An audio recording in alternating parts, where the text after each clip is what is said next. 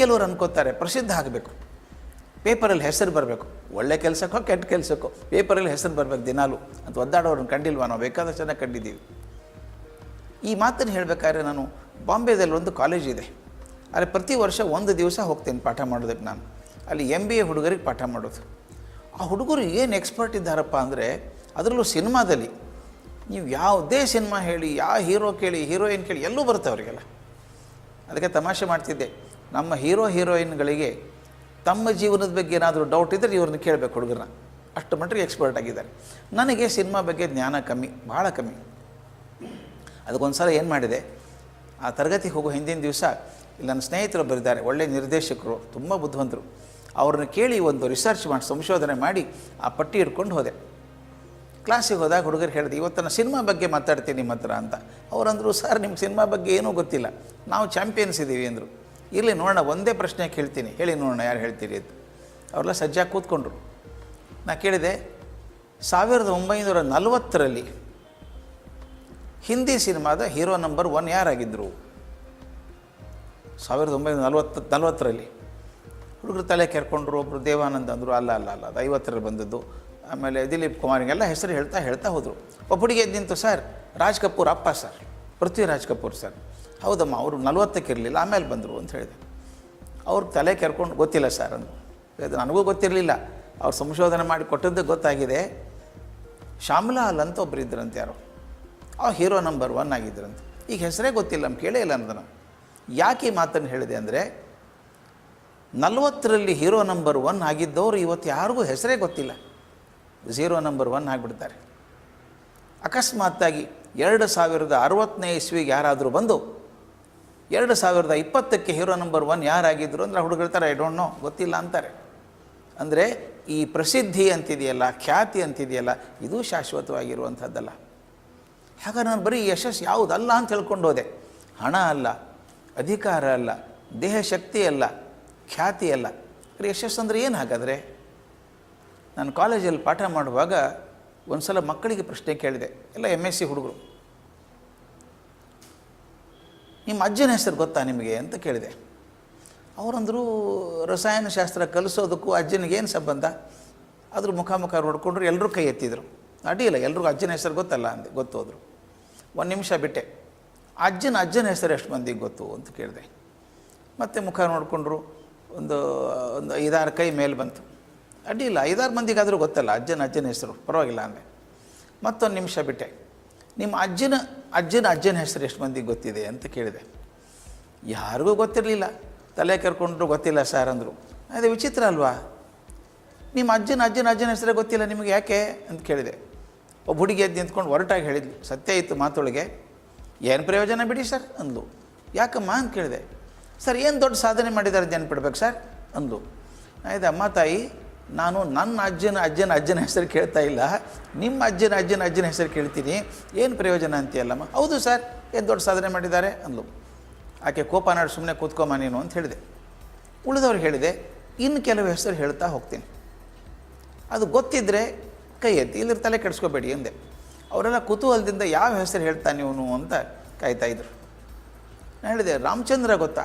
ಶ್ರೀರಾಮ, ಅಯೋಧ್ಯ ರಾಮ ಗೊತ್ತಾ? ಗೊತ್ತು ಅಂದರು. ಕೃಷ್ಣ ಗೊತ್ತಾ? ಭಗವದ್ಗೀತೆ ಕೃಷ್ಣ ಗೊತ್ತು ಅಂದರು.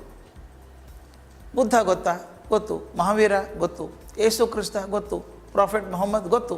ರಾಮಕೃಷ್ಣ ಗೊತ್ತು. ವಿವೇಕಾನಂದ ಗೊತ್ತು. ಶಂಕರಾಚಾರ್ಯ ಗೊತ್ತು. ಬಸವಣ್ಣ ಗೊತ್ತು. ನನಗೆ ಆಶ್ಚರ್ಯ ಆಯಿತು. ನಾನು ಹೇಳಿದೆ, ನೋಡ್ರಪ್ಪ, ನಾನು ಇಷ್ಟೊಂದು ಹೆಸರು ಹೇಳಿದೆ, ಶ್ರೀರಾಮನಿಂದ ಹಿಡಿದು ಬಸವಣ್ಣವ್ರ ತನಕ ಇಷ್ಟು ಹೆಸರು ಹೇಳಿದೆ, ಎಲ್ಲವೂ ಗೊತ್ತು ಅಂತೀರಿ. ನನಗೊಂದು ಸಮಸ್ಯೆ ಬಂತೀಗ. ಇಷ್ಟು ಜನ ಹೇಳಿದ್ದಲ್ಲ, ಇವರು ಯಾರು ಮೊಮ್ಮಗನು ನಾನಲ್ಲ. ಆದರೆ ಎಲ್ಲರದ್ದು ಹೆಸರು ನೆನ್ಪಿಟ್ಟಿದ್ದೀನಿ, ಆದರೆ ನಮ್ಮ ಸ್ವಂತ ಅಜ್ಜನ ಹೆಸರು ನನಗೆ ಗೊತ್ತಿಲ್ಲ. ಯಾಕೆ? ವಿಚಾರ ಮಾಡಿ ಹೇಳಿ ಅಂತ ಟೈಮ್ ಕೊಟ್ಟೆ, ಒಂದು 5 ನಿಮಿಷ. ನನ್ನ ಕ್ಲಾಸಲ್ಲಿ ಹುಡುಗಿದ್ಲು, ಪದ್ಮಿನಿ ಅಂತ, ಎಕ್ಸ್ಟ್ರಾಡಿನರಿ ಚೈಲ್ಡ್, ಭಾರಿ ಬುದ್ಧಿವಂತೆ. ಆಕೆ ಕಣ್ಣಲ್ಲಿ ನೀರು ಕಾಣಿಸ್ತು. ನಾನು ಕೇಳಿದೆ, ಪದ್ಮಿನಿ ಯಾಕಮ್ಮ ಕಣ್ಣಲ್ಲಿ ನೀರು ಅಂತ ಕೇಳಿದೆ. ಆಕೆ ಹೇಳಿದ್ದು, ಸರ್ ನೀವೇನು ಕೇಳಿದ್ರಿ ಪ್ರಶ್ನೆ, ಅದು ನನ್ನ ಜೀವನಕ್ಕೊಂದು ತಿರುವಾಯಿತು sir, the turning point in my life sir ಅಂದು. ಹೌದಾ? ನನ್ನ ಜೀವನಕ್ಕೊಂದು ಪಾಠ ಆಯಿತು ಸರ್ ಅಂದು. ಏನು ಪಾಠಮ್ಮ ಅಂತ ಕೇಳಿದೆ. ಆಕೆ ಹೇಳಿದ ಮೇಲೆ ಅದು ನನ್ನ ಜೀವನಕ್ಕೂ ಪಾಠ ಆಯಿತು, ಅದು ಯಾರಿಗಾದರೂ ಆಗ್ಬೋದು. ಆ ಹುಡುಗಿ ಹೇಳಿದ್ದು, ನೀವು ಕೇಳಿದ್ರಲ್ಲ ಸರ್, ನಮ್ಮ ಅಜ್ಜನ ಹೆಸರು ನನಗೆ ಗೊತ್ತಿಲ್ಲ, ಆದರೆ ರಾಮನ ಹೆಸರು ನೆನಪಿಟ್ಟಿದ್ದೇನೆ, ಕೃಷ್ಣನ ಹೆಸರು ನೆನಪಿಟ್ಟಿದ್ದೇನೆ, ಬಸವಣ್ಣವ್ರ ಹೆಸರು ನೆನಪಿಟ್ಟಿದ್ದೇನೆ. ಅವಾಗ ನನಗೆ ಅರ್ಥ ಆಯಿತು ಸರ್, ಯಾರು ಬರೀ ತಮಗೋಸ್ಕರ ಬದುಕ್ತಾರೋ ಅವ್ರನ್ನ ಪ್ರಪಂಚ ನಿರ್ದಾಕ್ಷಿಣ್ಯವಾಗಿ ಮರೆತು ಬಿಡ್ತದೆ, ಯಾರು ಮತ್ತೊಬ್ಬರಿಗೋಸ್ಕರ ಬದುಕ್ತಾರೋ ಅವ್ರನ್ನ ಪ್ರಪಂಚ ಯಾವತ್ತೂ ಮರೆಯೋದಿಲ್ಲ ಅಂತ. ಎಷ್ಟು ಅದ್ಭುತ ಅಲ್ವಾ? ನನಗೋಸ್ಕರ ಮಾಡಿದಂಥ ಕೆಲಸ ನನ್ನನ್ನು ಮೃತನನ್ನಾಗಿ ಮಾಡ್ತದೆ, ಸಾವಿನೆಡೆಗೆ ಕರ್ಕೊಂಡು ಹೋಗ್ತದೆ. ಮತ್ತೊಬ್ಬರಿಗೋಸ್ಕರ ಮಾಡಿದಂಥ ಕೆಲಸ ನನ್ನ ಅಮೃತತ್ವದ ಕಡೆ ಕರ್ಕೊಂಡು ಹೋಗ್ತದೆ, ಶಾಶ್ವತತೆ ಕಡೆ ಕರ್ಕೊಂಡು ಹೋಗ್ತದೆ. ಇದು ನನ್ನ ಪ್ರಕಾರ ಶಾಶ್ವತವಾದ ಯಶಸ್ಸು. ಬಸವಣ್ಣವ್ರ ಬ್ಯಾಂಕ್ ಬ್ಯಾಲೆನ್ಸ್ ಎಷ್ಟಿತ್ತು ರೀ? ಬ್ಯಾಂಕೇ ಇರಲಿಲ್ಲ ಅವಾಗ. ಅವ್ರು ಏನು ಡಿಪಾಸಿಟ್ ಮಾಡಿದ್ರು ನಮ್ಮ ಹೃದಯದಲ್ಲಿ ಮಾಡಿದಂಥದ್ದು. 900 ವರ್ಷಗಳ ಹಿಂದೆ ಬರೆದಂಥ ಕನ್ನಡ ಇವತ್ತಿಗೂ ಅದ್ಭುತ ಅನಿಸುತ್ತಲ್ಲ ರೀ ನಮಗೆ. ಒಂದು ಸಾಲು ಬರೆಯೋಕ್ಕಾಗಲ್ಲ. ಇದು ಮನುಷ್ಯ ಶಾಶ್ವತತೆಯನ್ನು ಪಡ್ಕೊಳ್ಳುವಂಥದ್ದು. ಹಾಗಾದರೆ ಯಶಸ್ಸು ಬರಬೇಕಾದ್ರೆ ನಾವೇನು ಮಾಡಬೇಕು? ತುಂಬ ಸುಲಭದ ಸೂತ್ರಗಳಿದ್ದಾವೆ. ನಾನು 10 ಸೂತ್ರಗಳನ್ನು ಖಂಡಿತ ಹೇಳೋಲ್ಲ, ನೆನಪಿಟ್ಕೊಳ್ಳೋದೇ ಕಷ್ಟ. ಅವರ 3 ಸೂತ್ರಗಳನ್ನು ಹೇಳ್ತೇನೆ. ಒಂದು, ಜೀವನೋತ್ಸಾಹ. ಬಹಳ ಮುಖ್ಯ ಇದು. ನಾವು ಹುಡುಗರಿಗೆ ಹೇಳಬೇಕಾಗಿದೆ ಪರಿಸ್ಥಿತಿ ಇವತ್ತು.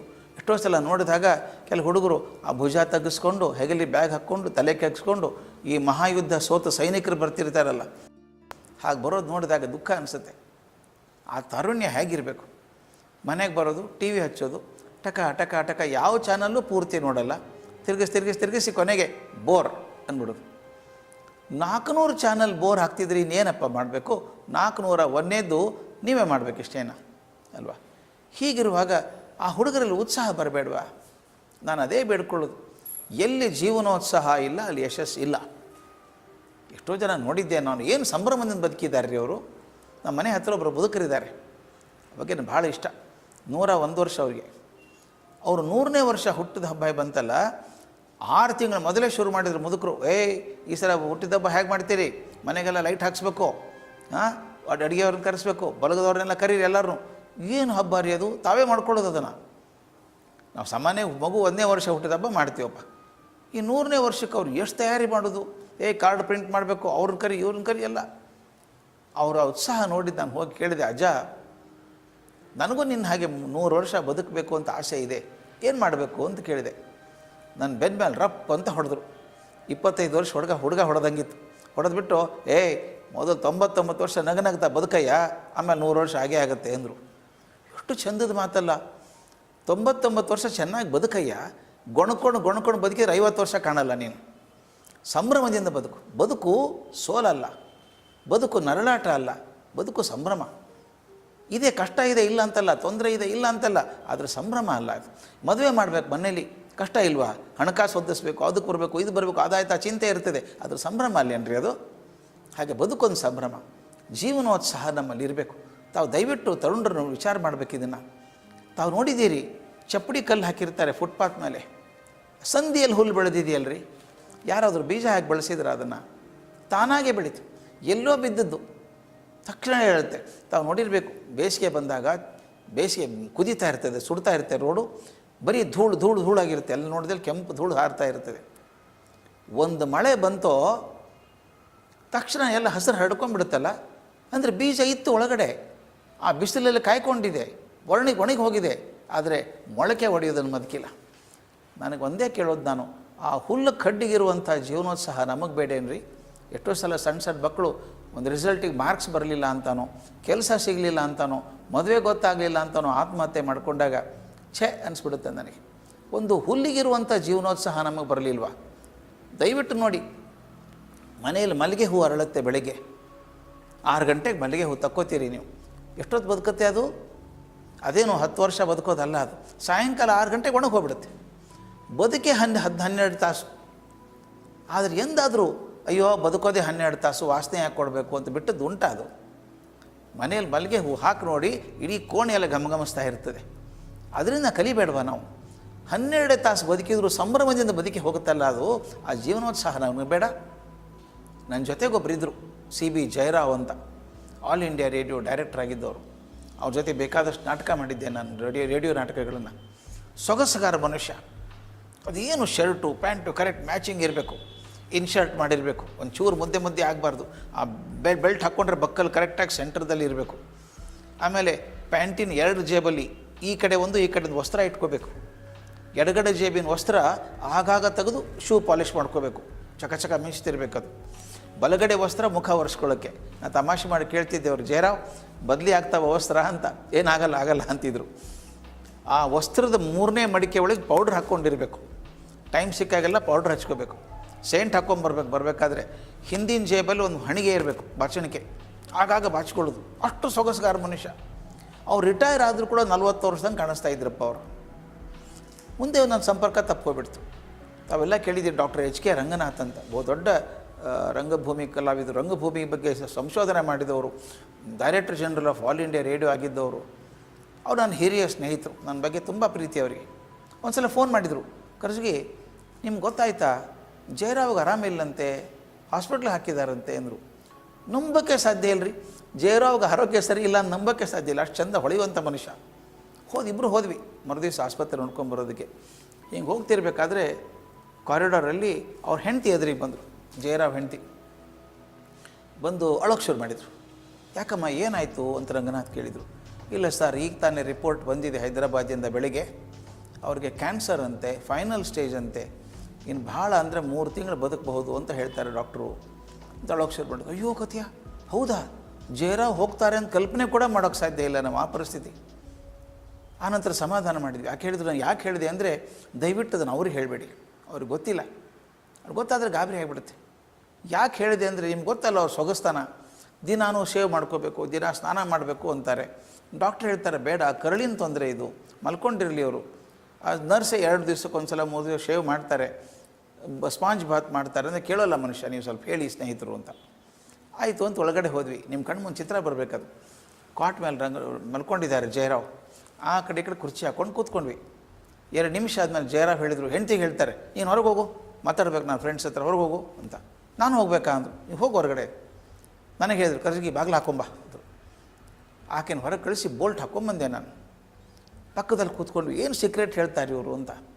ಜಯರಾವ್ ಹೇಳಿದರು ಪಿಸು ಮಾತಲ್ಲಿ, ರಂಗನಾಥ್ ಕರ್ಜಿಗಿ ಕೇಳಿಸ್ಕೊಳ್ಳಿ, ಹೊರಗಡೆ ನನ್ನ ಹೆಂಡತಿ ಮಕ್ಕಳಿಗೆ ಹೇಳಬೇಡಿ, ಅವ್ರಿಗೆ ಗೊತ್ತಿಲ್ಲ.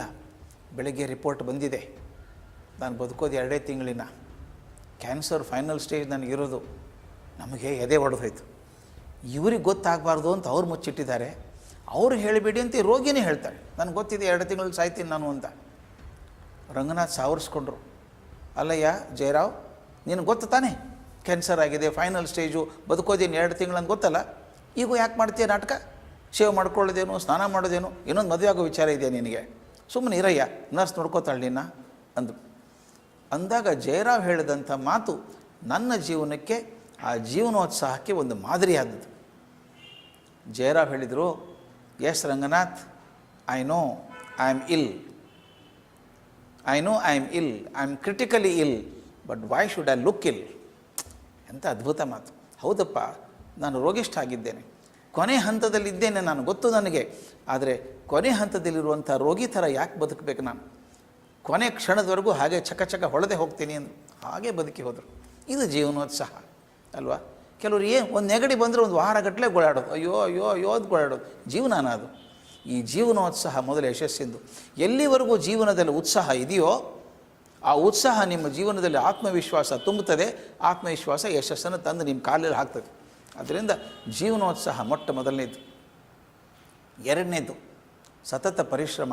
ಯಾವುದೂ ಸುಲಭವಾಗಿ ಸಿಗೋಕ್ಕೆ ಸಾಧ್ಯ ಇಲ್ಲ ಸ್ವಾಮಿ, ಸಿಗೋ ಸಾಧ್ಯವೇ ಇಲ್ಲ. ಪರಿಶ್ರಮ ಇಲ್ಲದೆ ಯಾವುದೂ ಸಾಧಿಸಿದ್ದಿಲ್ಲ. ಚೀನಾ ಗೋಡೆ ಸುಲಭ ಆಯಿತಾ? ಕಾಡು ಗುಡ್ಡನಲ್ಲಿ ಕಟ್ಟಬೇಕಾದ್ರೆ ಗೋಡೆ ಕಟ್ಟೋದು ಸುಲಭ ಆಯಿತಾ? ಇಲ್ಲ.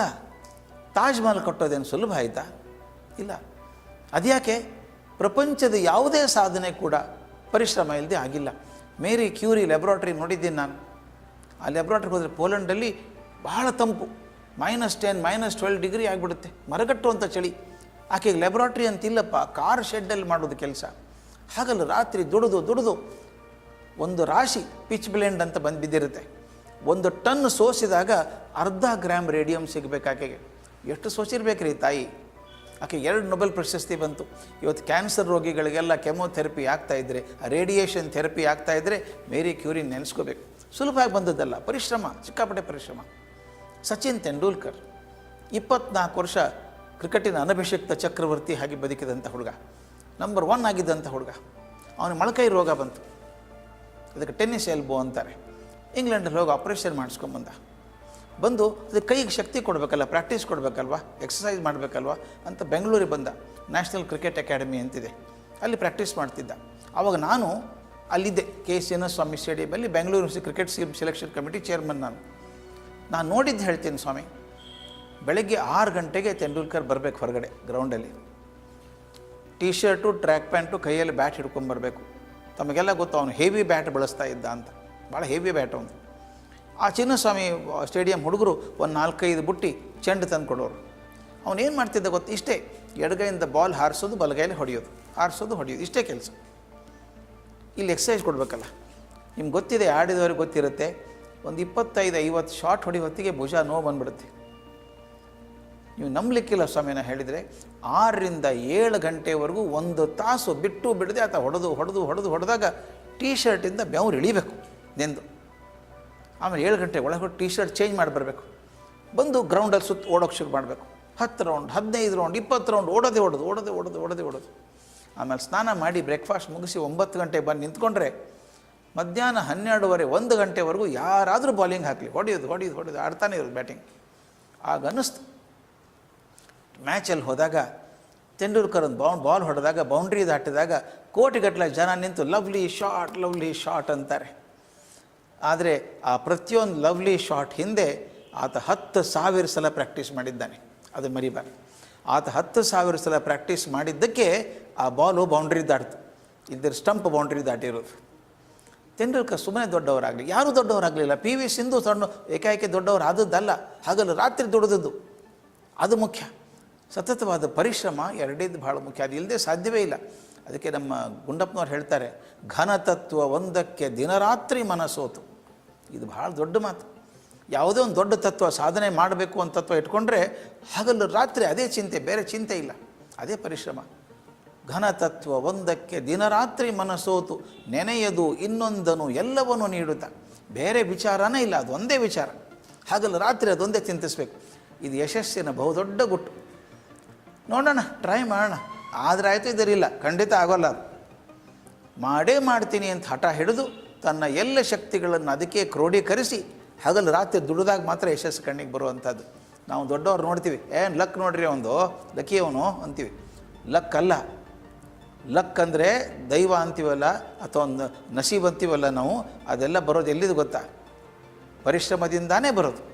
ಪರಿಶ್ರಮ ಮಾಡಿದರೆ ಮಾತ್ರ ಯಶಸ್ಸು ಸಿಗುವಂಥ ಸಾಧ್ಯ, ಇದ್ರೆ ಬೇರೆ ಸಾಧ್ಯ ಇಲ್ಲ. ಇದು 3ನೇದೊಂದು ಗುಣ, ಭಾಳ ದೊಡ್ಡ ಗುಣ ಅದು. ಅದೊಂದಿದ್ದರೆ ಯಶಸ್ಸು ಗ್ಯಾರಂಟಿ. 3ನೇದ್ದು ಸಾಮಾಜಿಕ ಕಳಕಳಿಯಿಂದ, ಸೋಷಿಯಲ್ ಕಮಿಟ್ಮೆಂಟ್. ನೀವು ಎಷ್ಟೇ ಉತ್ಸಾಹದಿಂದ ಕೆಲಸ ಮಾಡಿ, ಎಷ್ಟೇ ಏಕ ಗುರಿಯಿಂದ ಕೆಲಸ ಮಾಡಿ, ಆದರೆ ಅದು ಸಮಾಜಮುಖಿ ಆಗದೆ ಹೋದರೆ ನೀವು ಸ್ವಾರ್ಥಿಗಳಾಗಿಬಿಡ್ತೀರಿ. ಬೇಕಾದಷ್ಟು ಆಸ್ತಿ ಮಾಡ್ಕೋತೀರಿ, ಬೇಕಾದಷ್ಟು ಬಂಗಲೆ ಕಟ್ಕೋತೀರಿ, ಆದರೆ ನೀವು ದೊಡ್ಡವರಾಗಲ್ಲ. ರವೀಂದ್ರನಾಥ್ ಟ್ಯಾಗೋರ್ ಹೇಳ್ತಾನೆ, ಒಬ್ಬ ಮನುಷ್ಯ ಅಂದಂತೆ ಈ ಸಾಮಾನ್ಯ ಜನರೊಳಗೆ ಇರೋದೇ ಬೇಡ, ನಾನು ದೊಡ್ಡವನಾಗಬೇಕು, ಇವರು ಉಸಾಬರಿ ಬೇಡ ಅಂತ ಹೇಳಿ ಕೋಟೆ ಗೋಡೆ ಕಟ್ಟೋಕ್ಕೆ ಶುರು ಮಾಡಿದ್ದಂತೆ. ಎಲ್ಲರೂ ಹೊರಗಿರಲಿ ಅಂತ. ಅವನು ಟ್ಯಾಗೋರ್ ಬರೀತಾರೆ, ಕೋಟೆ ಗೋಡೆ ಮುಗಿದ ಮೇಲೆ ಅವನು ನೋಡ್ತಾನೆ, ತಾನು ಕಟ್ಟಿದ ಗೋಡೆಯಲ್ಲಿ ತಾನೇ ಕೈದಿಯಾಗಿದ್ದಾನೆ ಅಂತ. ಯಾರೂ ಬೇಡ ಅಂದರೆ ಯಾರು ಉಳಿತಾರೆ? ನೀವೊಬ್ಬರೇ ಉಳಿದದ್ದು. ನೀವು ಸುತ್ತಮುತ್ತಲ ಗೋಡೆ ಕಟ್ಕೊಂಡಿದ್ದೀರಿ, ಕೈದಿಯಾಗಿಬಿಟ್ಟಿದ್ದೀವಿ. ನಾನು ಎಲ್ಲಿವರೆಗೂ ಸಮಾಜಮುಖಿ ಆಗೋಲ್ಲ ಅಲ್ಲಿವರೆಗೂ ನಾನು ಕೈದಿಯಾಗೇ ಬದುಕುವಂಥದ್ದು. ಒಂದು ಸಣ್ಣ ಘಟನೆ ಹೇಳಿ ನಿಲ್ಲಿಸ್ತೇನೆ, ಭಾಳ ಅದ್ಭುತವಾದಂಥ ಘಟನೆ ಅದು. ಹಾಗೆ ಬರೋದು ನೋಡಿದಾಗ ದುಃಖ ಅನಿಸುತ್ತೆ. ಆ ತಾರುಣ್ಯ ಹೇಗಿರಬೇಕು? ಮನೆಗೆ ಬರೋದು, TV ಹಚ್ಚೋದು, ಟಕ ಯಾವ ಚಾನಲ್ಲು ಪೂರ್ತಿ ನೋಡಲ್ಲ, ತಿರುಗಿಸಿ ಕೊನೆಗೆ ಬೋರ್ ಅಂದ್ಬಿಡೋದು. 400 ಚಾನಲ್ ಬೋರ್ ಹಾಕ್ತಿದ್ರಿ, ಇನ್ನೇನಪ್ಪ ಮಾಡಬೇಕು?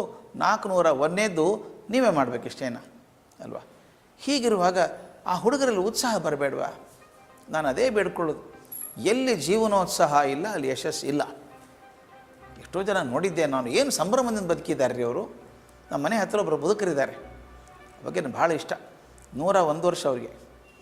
ಅವರು 100ನೇ ವರ್ಷ ಹುಟ್ಟಿದ ಹಬ್ಬ ಬಂತಲ್ಲ, 6 ತಿಂಗಳ ಮೊದಲೇ ಶುರು ಮಾಡಿದ್ರು ಮುದುಕರು. ಈ ಸಲ ಹುಟ್ಟಿದ ಹಬ್ಬ ಹೇಗೆ ಮಾಡ್ತೀರಿ? ಮನೆಗೆಲ್ಲ ಲೈಟ್ ಹಾಕ್ಸ್ಬೇಕು, ಅಡುಗೆಯವ್ರನ್ನ ಕರೆಸ್ಬೇಕು, ಬಲಗದವ್ರನ್ನೆಲ್ಲ ಕರೀರಿ ಎಲ್ಲರೂ. ಏನು ಹಬ್ಬ ರೀ ಅದು? ತಾವೇ ಮಾಡ್ಕೊಳ್ಳೋದು ಅದನ್ನು. ನಾವು ಸಾಮಾನ್ಯ ಮಗು 1ನೇ ವರ್ಷ ಹುಟ್ಟಿದ ಹಬ್ಬ ಮಾಡ್ತೀವಪ್ಪ, ಈ 100ನೇ ವರ್ಷಕ್ಕೆ ಅವ್ರು ಎಷ್ಟು ತಯಾರಿ ಮಾಡೋದು, ಕಾರ್ಡ್ ಪ್ರಿಂಟ್ ಮಾಡಬೇಕು, ಅವ್ರನ್ನ ಕರಿ ಇವ್ರನ್ನ ಕರಿ ಎಲ್ಲ. ಅವರ ಉತ್ಸಾಹ ನೋಡಿದ್ದು ನಾನು ಹೋಗಿ ಕೇಳಿದೆ, ಅಜ್ಜ ನನಗೂ ನಿನ್ನ ಹಾಗೆ 100 ವರ್ಷ ಬದುಕಬೇಕು ಅಂತ ಆಸೆ ಇದೆ, ಏನು ಮಾಡಬೇಕು ಅಂತ ಕೇಳಿದೆ. ನನ್ನ ಬೆನ್ನ ಮೇಲೆ ರಪ್ ಅಂತ ಹೊಡೆದ್ರು. 25 ವರ್ಷ ಹುಡುಗ ಹೊಡೆದಂಗಿತ್ತು. ಹೊಡೆದ್ಬಿಟ್ಟು ಮೊದಲು 99 ವರ್ಷ ನಗನಗ್ತಾ ಬದುಕಯ್ಯ, ಆಮೇಲೆ 100 ವರ್ಷ ಹಾಗೇ ಆಗುತ್ತೆ ಅಂದರು. ಎಷ್ಟು ಚಂದದ ಮಾತಲ್ಲ. 99 ವರ್ಷ ಚೆನ್ನಾಗಿ ಬದುಕಯ್ಯ, ಗೊಣ್ಕೊಂಡು ಬದುಕಿದ್ರೆ 50 ವರ್ಷ ಕಾಣಲ್ಲ ನೀನು. ಸಂಭ್ರಮದಿಂದ ಬದುಕು ಸೋಲಲ್ಲ, ಬದುಕು ನರಳಾಟ ಅಲ್ಲ, ಬದುಕು ಸಂಭ್ರಮ. ಇದೆ, ಕಷ್ಟ ಇದೆ ಇಲ್ಲ ಅಂತಲ್ಲ, ತೊಂದರೆ ಇದೆ ಇಲ್ಲ ಅಂತಲ್ಲ, ಆದರೆ ಸಂಭ್ರಮ ಅಲ್ಲ. ಮದುವೆ ಮಾಡಬೇಕು, ಮನೇಲಿ ಕಷ್ಟ ಇಲ್ವಾ, ಹಣಕಾಸು ಹೊಂದಿಸ್ಬೇಕು, ಅದಕ್ಕೆ ಬರಬೇಕು, ಇದು ಬರಬೇಕು, ಅದಾಯ್ತಾ ಚಿಂತೆ ಇರ್ತದೆ, ಅದ್ರ ಸಂಭ್ರಮ ಅಲ್ಲೇನ್ರಿ ಅದು. ಹಾಗೆ ಬದುಕೊಂದು ಸಂಭ್ರಮ, ಜೀವನೋತ್ಸಾಹ ನಮ್ಮಲ್ಲಿ ಇರಬೇಕು.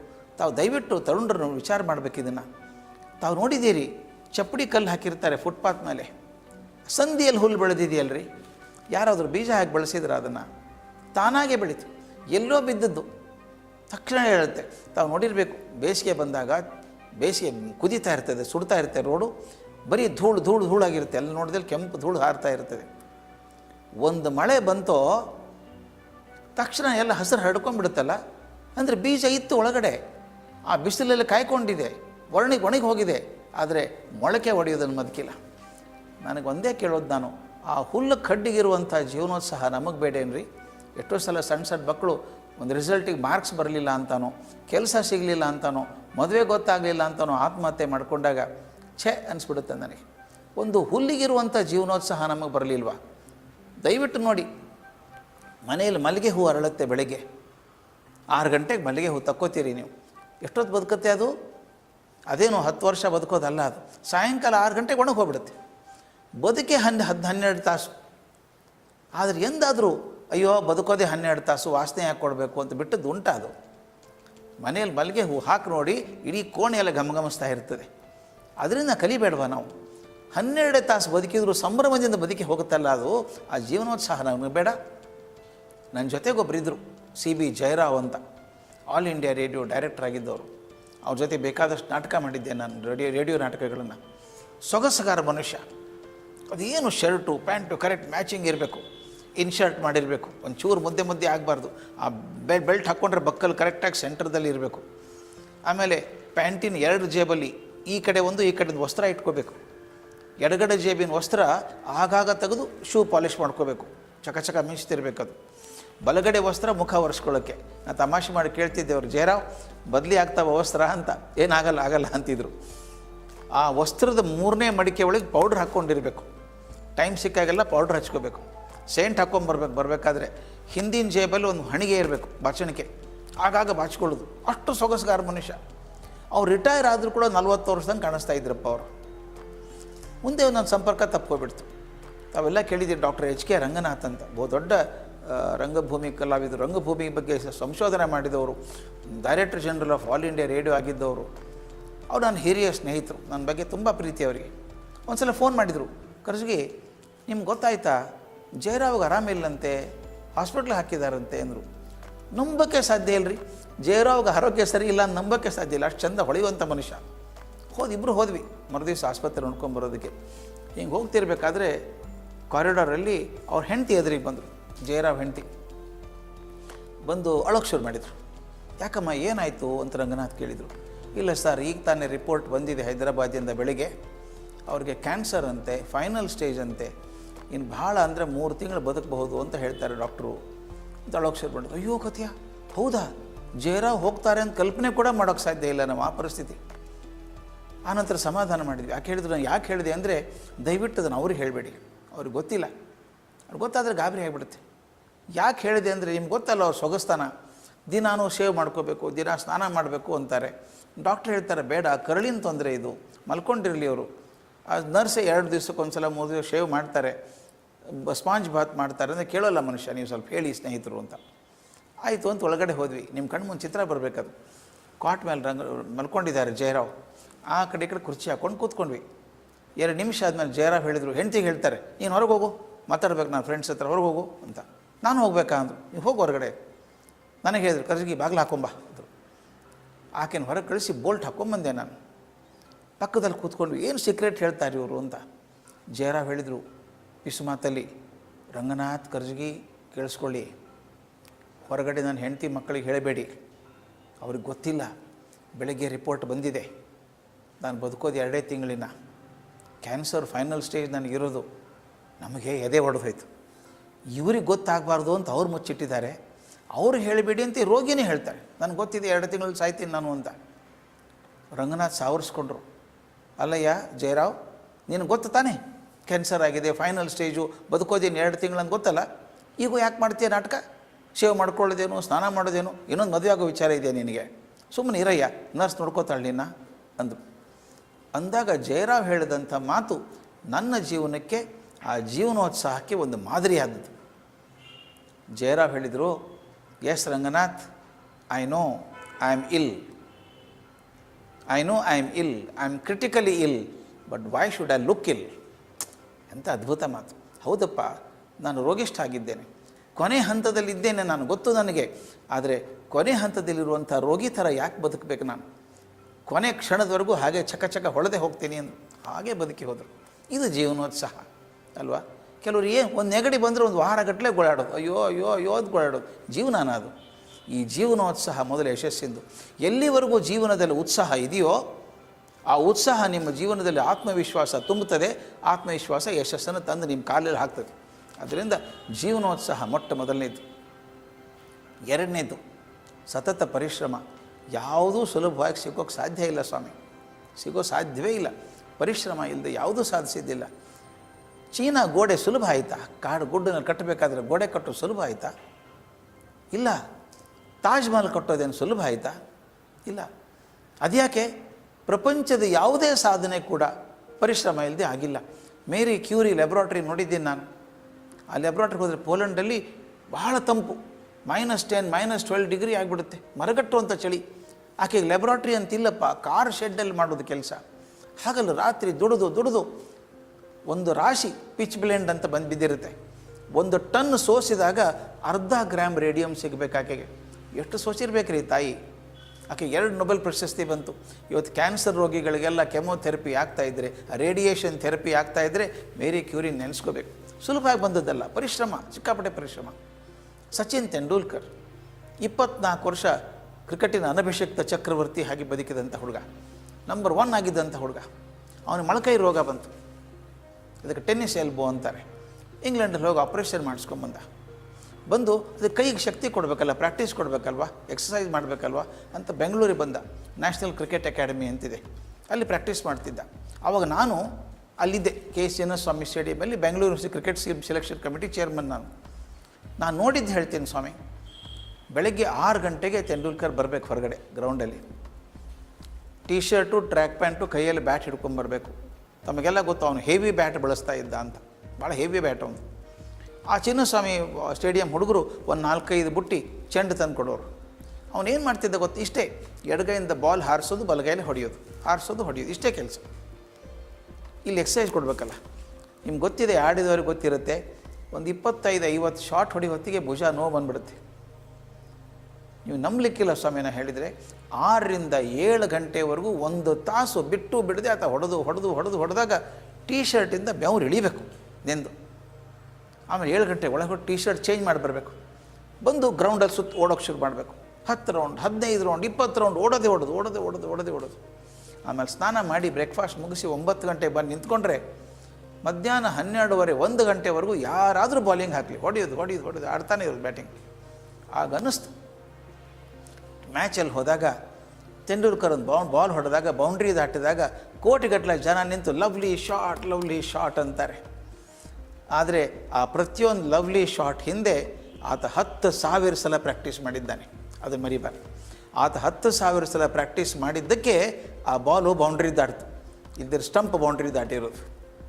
ತೆಂಡೂಲ್ಕರ್ ಸುಮ್ಮನೆ ದೊಡ್ಡವರಾಗಲಿ, ಯಾರೂ ದೊಡ್ಡವರಾಗಲಿಲ್ಲ. PV ಸಿಂಧು ಏಕಾಏಕಿ ದೊಡ್ಡವರು ಆದದ್ದಲ್ಲ, ಹಾಗಲ್ಲ ರಾತ್ರಿ ದುಡಿದದ್ದು, ಅದು ಮುಖ್ಯ. ಸತತವಾದ ಪರಿಶ್ರಮ ಎರಡೇದು ಭಾಳ ಮುಖ್ಯ, ಅದು ಇಲ್ಲದೆ ಸಾಧ್ಯವೇ ಇಲ್ಲ.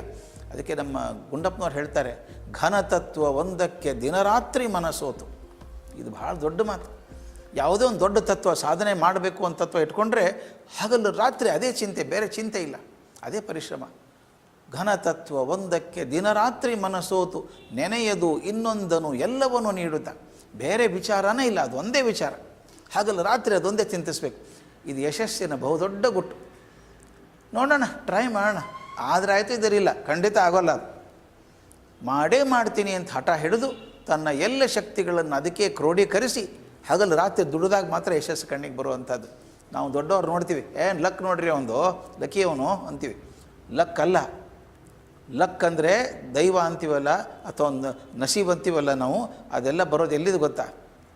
ಪರಿಶ್ರಮದಿಂದಾನೇ ಬರೋದು. ಪರಿಶ್ರಮ ಮಾಡಿದರೆ ಮಾತ್ರ ಯಶಸ್ಸು ಸಿಗುವಂಥ ಸಾಧ್ಯ, ಇದ್ರೆ ಬೇರೆ ಸಾಧ್ಯ ಇಲ್ಲ. ಇದು ಮೂರನೇದೊಂದು ಗುಣ, ಭಾಳ ದೊಡ್ಡ ಗುಣ ಅದು. ಅದೊಂದಿದ್ದರೆ ಯಶಸ್ಸು ಗ್ಯಾರಂಟಿ. ಮೂರನೇದ್ದು ಸಾಮಾಜಿಕ ಕಳಕಳಿ ಅಂತ, ಸೋಷಿಯಲ್ ಕಮಿಟ್ಮೆಂಟ್. ನೀವು ಎಷ್ಟೇ ಉತ್ಸಾಹದಿಂದ ಕೆಲಸ ಮಾಡಿ, ಎಷ್ಟೇ ಏಕ ಗುರಿಯಿಂದ ಕೆಲಸ ಮಾಡಿ, ಆದರೆ ಅದು ಸಮಾಜಮುಖಿ ಆಗದೆ ಹೋದರೆ ನೀವು ಸ್ವಾರ್ಥಿಗಳಾಗಿಬಿಡ್ತೀರಿ. ಬೇಕಾದಷ್ಟು ಆಸ್ತಿ ಮಾಡ್ಕೋತೀರಿ, ಬೇಕಾದಷ್ಟು ಬಂಗಲೆ ಕಟ್ಕೋತೀರಿ, ಆದರೆ ನೀವು ದೊಡ್ಡವರಾಗಲ್ಲ. ರವೀಂದ್ರನಾಥ್ ಟ್ಯಾಗೋರ್ ಹೇಳ್ತಾನೆ, ಒಬ್ಬ ಮನುಷ್ಯ ಅಂದಂತೆ ಈ ಸಾಮಾನ್ಯ ಜನರ ಜೋಡಿ ಇರೋದೇ ಬೇಡ, ನಾನು ದೊಡ್ಡವನಾಗಬೇಕು, ಇವರು ಉಸಾಬರಿ ಬೇಡ ಅಂತ ಹೇಳಿ ಕೋಟೆ ಗೋಡೆ ಕಟ್ಟೋಕ್ಕೆ ಶುರು ಮಾಡಿದ್ದಂತೆ. ಎಲ್ಲರೂ ಹೊರಗಿರಲಿ ಅಂತ. ಅವನು ಟ್ಯಾಗೋರ್ ಬರೀತಾರೆ, ಕೋಟೆ ಗೋಡೆ ಮುಗಿದ ಮೇಲೆ ಅವನು ನೋಡ್ತಾನೆ, ತಾನು ಕಟ್ಟಿದ ಗೋಡೆಯಲ್ಲಿ ತಾನೇ ಕೈದಿಯಾಗಿದ್ದಾನೆ ಅಂತ.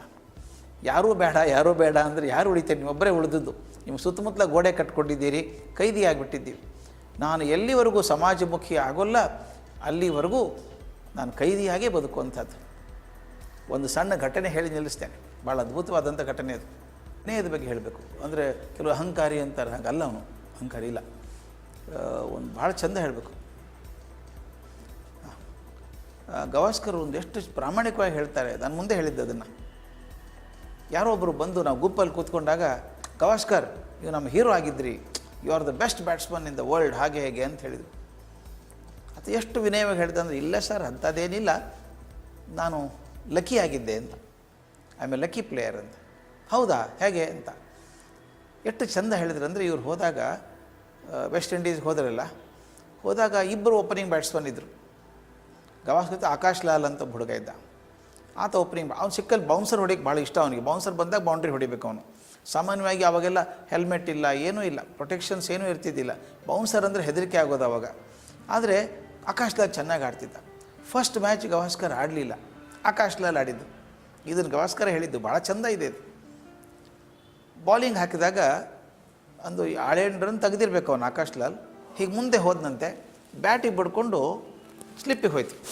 ಸ್ಲಿಪ್ಪಲ್ಲಿ ಗಾರ್ಫೀಲ್ಡ್ ಸೋಬರ್ಸ್, ಅವಾಗ one of the best players in the world, ಅವಾಗ ವೆಸ್ಟ್ ಇಂಡೀಸ್ ಕ್ಯಾಪ್ಟನ್ ಬೇರೆ ಆತ. ಸ್ಲಿಪ್ಪಲ್ಲಿ ನಿಂತಿದ್ದಾರೆ. ಅವನು ಎಡಗೈ ಮನುಷ್ಯ, ಲೆಫ್ಟ್ ಹ್ಯಾಂಡರ್ ಅವನು ಸೋಬರ್ಸ್. ಆ ಬಾಲ್ ಈ ಕಡೆ ಹೋಯ್ತಂದು ಬಲಗಡೆಗೆ. ಅವ್ನು ಸ್ಟ್ರಾಂಗ್ ಪಾಯಿಂಟ್ ಅಲ್ಲ ಅದು, ಎಡಗಡೆ ಸ್ಟ್ರಾಂಗ್ ಪಾಯಿಂಟು. ಆದರೆ ಆತ ಡೈವ್ ಮಾಡಿ ನೆಲದಿಂದ 1 ಇಂಚ್ ಮೇಲೆ ಆ ಕ್ಯಾಚ್ ಹಿಡಿದಂತೆ ಸೋಬರ್ಸ್. ಆಕಾಶ್ ಲಾಲ್ ಔಟ್ ಆಗಿಬಿಟ್ಟ. 5-6 ರನ್ನಿಗೆ ಸ್ವಲ್ಪ ರನ್ನಿಗೆ ಔಟ್ ಆಗಿಬಿಟ್ಟ. ನೆಕ್ಸ್ಟ್ ಮ್ಯಾಚಿಗೆ ಗವಾಸ್ಕರ್ ಕೊಟ್ಟರಂತೆ ಅವಕಾಶ. ಗವಾಸ್ಕರ್ ಹೀಗೆ 10-11 ರನ್ ತೆಗೆದು ಹಿಂಗೆ ಆಡ್ತಿರ್ಬೇಕಾದ್ರೆ ಹೀಗೆ ಮುಂದೆ ಹೆಂಗೆ ಹೋದ ಫಾಸ್ಟ್ ಬಾಲಿಗೆ, ಅದೇ ಸ್ಲಿಪ್ ಹೋಯಿತು. ಸ್ಲಿಪ್ಪಲ್ಲೇ ಸೋಬರ್ಸ್ ನಿಂತಿದ್ದು, ಇಲ್ಲಿಗೆ ಹೋಗಿದೆ ಕ್ಯಾಚ್. ಅದು ತುಂಬ ಸುಲಭ ಹಿಡ್ಕೊಳ್ಳೋದು ಕ್ಯಾಚ್.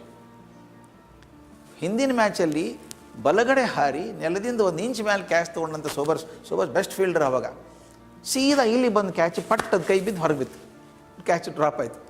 ಗವಾಸ್ಕರ್ ಸೆಂಚುರಿ ಹೊಡೆದ್ರು ಮ್ಯಾಚು. ನೆಕ್ಸ್ಟ್ ಮ್ಯಾಚ್ ಹಾಗೆ ಆಡ್ತಿರ್ಬೇಕಾದ್ರೆ ಬಾಲ್ ಬಂತು ಲೆಗ್ ಸೈಡ್, ಹಿಂಗೆ ಗ್ಲಾನ್ಸ್ ಮಾಡೋಕ್ಕೆ ಹೋದರು. ಲೆಗ್ ಸ್ಲಿಪ್ಪಲ್ಲಿ ಸೋಬರ್ಸ್ ಸೀದಾ ಕ್ಯಾಚು ಕೈ ಬಿಡೋದು ಬಂದುಬಿತ್ತು. ಅದು ಸೋಬರ್ಸ್ ಕ್ಯಾಚ್ ಬಿಡೋದಂದ್ರೆ ಅಪರೂಪ ಅಲ್ವಾ. ಸೆಕೆಂಡ್ ಸೆಂಚುರಿ ಹೊಡೆದ್ರು. ಅವ್ರು ಹೇಳ್ತಾರೆ, ಆಕಾಶ್ ಲಾಲ್ ಕ್ಯಾಚ್ ಹಿಡಿದ ಹಾಗೆ ನನ್ನ ಕ್ಯಾಚ್ ಹಿಡಿದಿದ್ರೆ ಬಹುಶಃ ನಾನು ಮುಂದಿನ ಮ್ಯಾಚ್ ಆಡ್ತಿದ್ನೋ ಇಲ್ಲೋ. ಅದರಿಂದ ಇವತ್ತು ನನಗೆ ಯಶಸ್ಸು ಬಂದಿದ್ದಿದ್ರೆ ಭಗವಂತನ ಕೃಪೆ, ಆ ಲಕ್. ಈ ವಿನಯ ಭಾಳ ಮುಖ್ಯ ನನಗೆ ಹೇಳೋದು.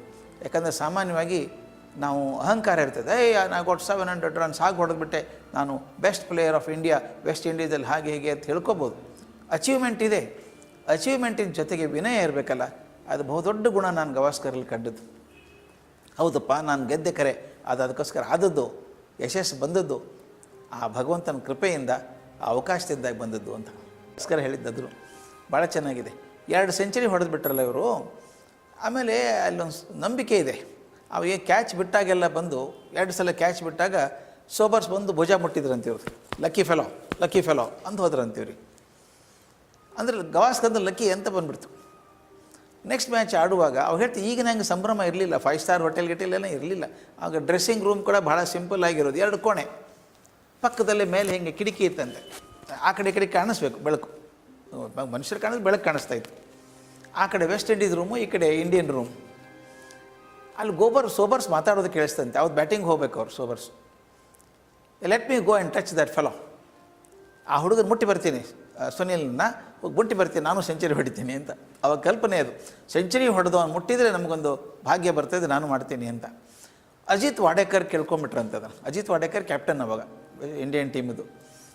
ಆತನಿಗೂ ನಂಬಿಕೆ, ಇವನೇನಾದರೂ ಒಂದು ಸುನಿಲ್ ಗವಾಸ್ಕರ್ ಮುಟ್ಟಿಬಿಟ್ರೆ ಅವನು ಸೆಂಚುರಿ ಹೊಡೆದ್ರೆ ಇಂಡಿಯಾಕ್ಕೆ ತೊಂದರೆ ಆಗುತ್ತಲ್ಲ ಅಂತ. ಆ ಕಡೆಯಿಂದ ಸೋಬರ್ಸ್ ಬರೋದು ಗೊತ್ತಾಯ್ತಂತೆ. ಇವರು ಸರಾಸರ ಸುನಿಲ್ ಗವಾಸ್ಕರ್ ಎಳ್ಕೊಂಡು ಹೋಗಿ ಟಾಯ್ಲೆಟಲ್ಲಿ ಹಾಕಿ ಬಾಗಿಲು ಹಾಕಿಬಿಟ್ರು, ಹೊರಗೆ ಬರಬೇಡ ನೀನು ಅವ್ನು ಹೋಗೋ ತನಕನೂ ಅಂತ.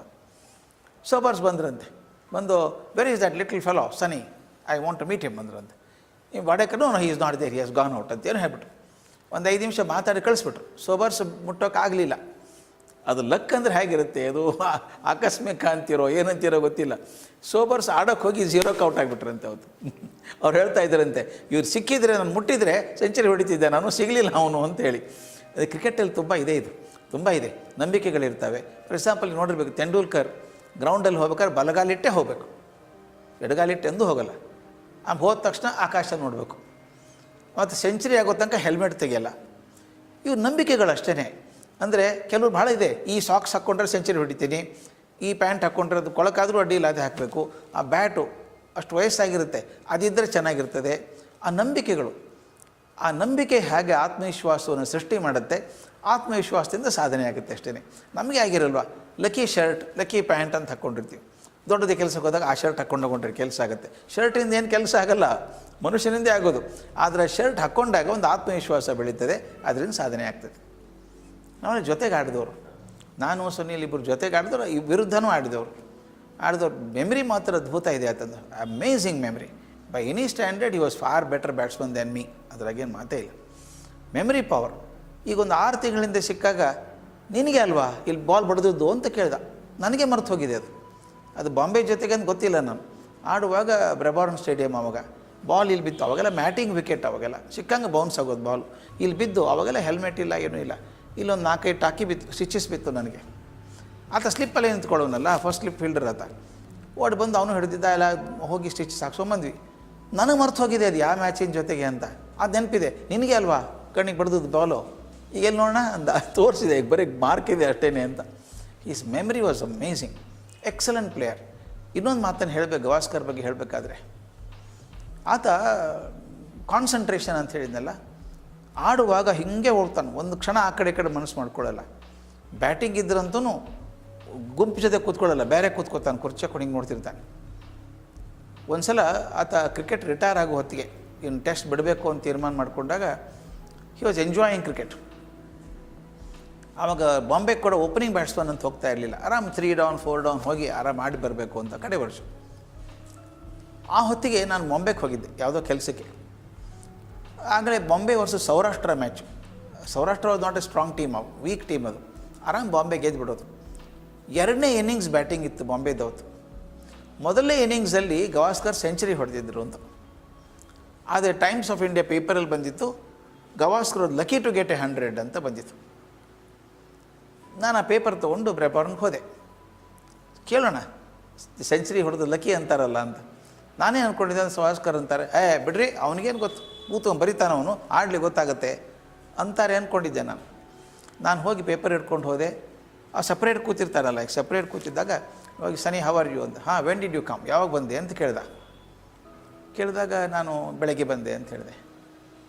ಪಕ್ಕದಲ್ಲಿ ಕೂತ್ಕೊಂಡು ಹೇಳಿದೆ, ಪೇಪರ್ ನೋಡಿದಿರಾ ಅಂತ ಕೇಳಿದೆ. ಏನು ಹೇಳಿದ್ದಾರೆ? ಗವಾಸ್ಕರ್ ಲಕ್ಕಿ ಟು ಗೆಟ್ 100 ಅಂತ ಬರೆದಿದ್ದಾರೆ. ನಾನು ಕೊಡೋದು ಅವನಿಗೇನು ಗೊತ್ತಾಗತ್ತೆ ಅಂತಾರೆ ಅಂದ್ಕೊಂಡಿದ್ದೆ. ಅದ್ರ ತಕ್ಷಣ ಸುನೀಲ್ ಹೇಳಿದ್ದು ಅದ್ಭುತ ಮಾತು. ಎಸ್, ಅವ್ರು ಹೇಳಿದ್ದು ಸರಿ ಇದೆ. Harder I work luckier I am. ಎಷ್ಟು ಶಬ್ದ ಗೊತ್ತಾ, harder I work luckier I am. ನಾನು ಎಷ್ಟು ಕಷ್ಟಪಡ್ತೇನೋ ಅಷ್ಟು ಲಕ್ ಆಗುತ್ತೆ ನನಗೆ. ಲಕ್ ಅನ್ನುವಂಥದ್ದು, ಅದೃಷ್ಟ ಅನ್ನುವಂಥದ್ದು ಸುಲಭವಾಗಿ ಬರೋದಲ್ಲ, ಅದು ಕಷ್ಟಪಟ್ಟರೆ ಬರೋದದು. ಗವಾಸ್ಕರ್ ಮಾತ್ರ ತುಂಬ ನಂಬಿದ್ದು hard work, concentration, hard work. Sunil Gavaskar trademark ಅದು.